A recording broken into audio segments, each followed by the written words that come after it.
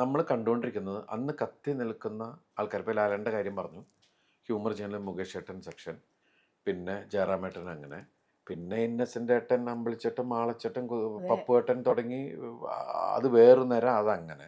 ജഗദീഷ് ഏട്ടൻ, സിദ്ദിഖ, രാജുവേട്ടൻ, ശ്രീനേട്ടൻ എന്നൊക്കെ പറഞ്ഞ് വേറെ പല തരത്തിലുള്ള തമാശകൾ കണ്ടുകൊണ്ടിരിക്കുക. ഞാൻ വിചാരിച്ചു നമ്മളൊക്കെ തമാശ പറഞ്ഞ് കേൾക്കും ഇനി.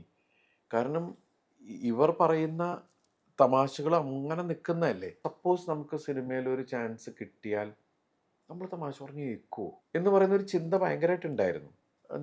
നമ്മൾ ശ്രദ്ധിക്കപ്പെടാൻ തുടങ്ങി. പിന്നെ നമ്മൾ ദിവസവും നമ്മൾ എന്താ പുതിയത് ചെയ്യുമ്പോൾ അങ്ങനെയുള്ളൊരു ചിന്തകളും കാര്യങ്ങളും ഇല്ലേ. പിന്നെ കുറച്ചങ്ങോട്ട് പോയി കഴിഞ്ഞപ്പോൾ വളരെ നോർമലായിട്ട് അഭിനയിക്കുന്നതിൽ ഒരു ത്രില്ലും ഇല്ലാന്ന് തോന്നി. അങ്ങനെയാണ് പിന്നെ ഡിഫറെൻ്റ് ആയിട്ടുള്ള വേഷങ്ങളിലേക്കുള്ള ശ്രദ്ധ പോയത്. ഏത് സിനിമയും എനിക്കൊരു പരീക്ഷണവും ദൈവമേ ഇതെന്താവോ എന്ന് പറഞ്ഞിട്ടാണ് നമ്മൾ വരണേ.